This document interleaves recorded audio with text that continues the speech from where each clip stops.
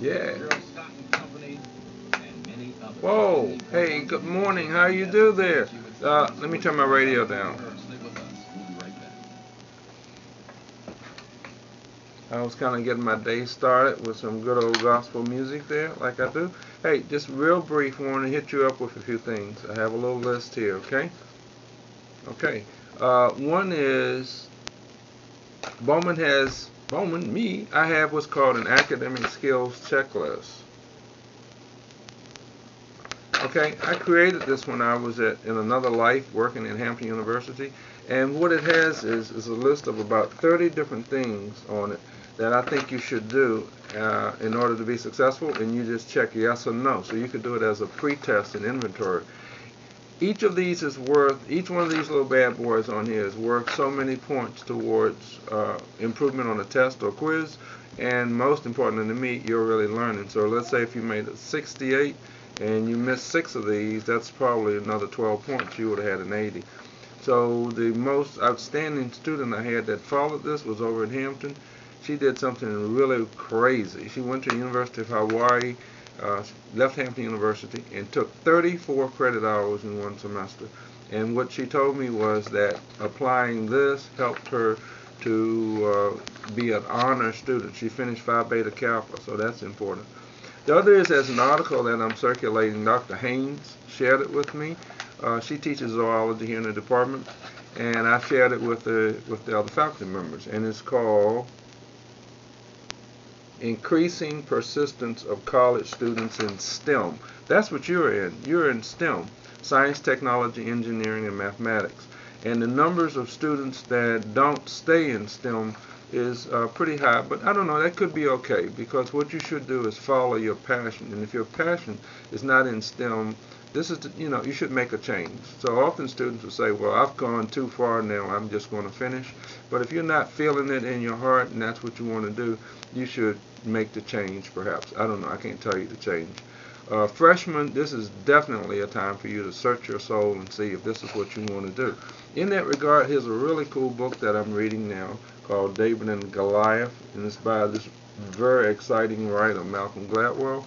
So I'm not going to tell you about the book. It's not a book review this morning, but he points something out in here, is that for STEM and persistence,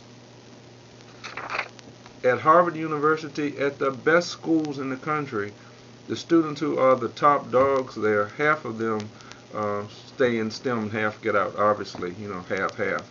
But what happens is that half stay, and then if you drop down, those are like really killer scholar students.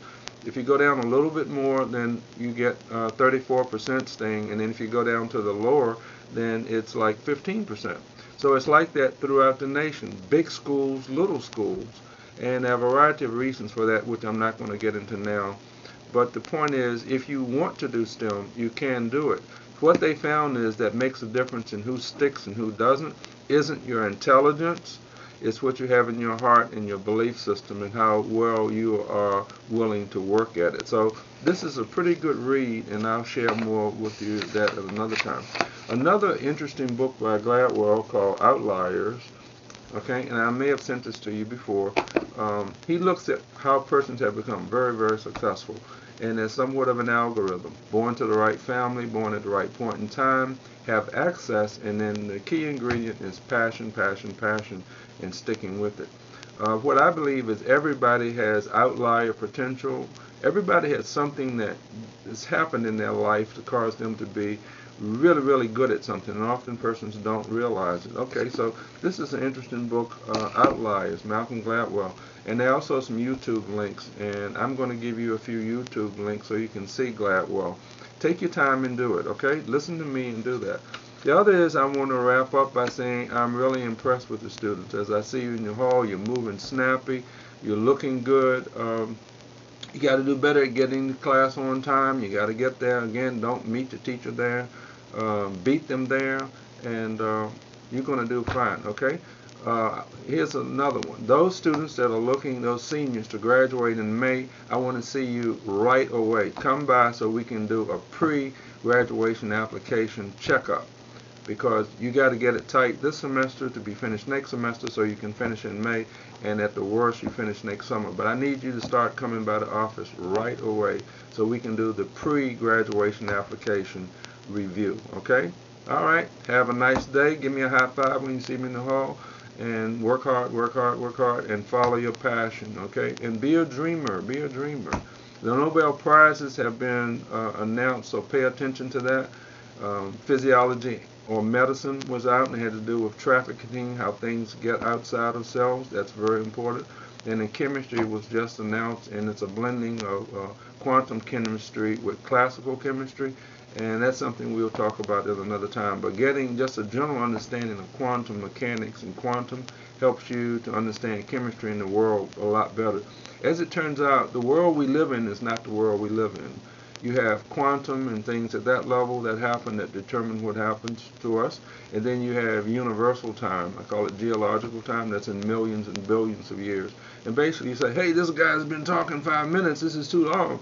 So that's what I'm saying. And so the world we live in is not the world we live in. So I invite you to think about that. Maybe what I'll do is I'll post a sign and have a seminar, and we'll just talk about it and kick that idea around.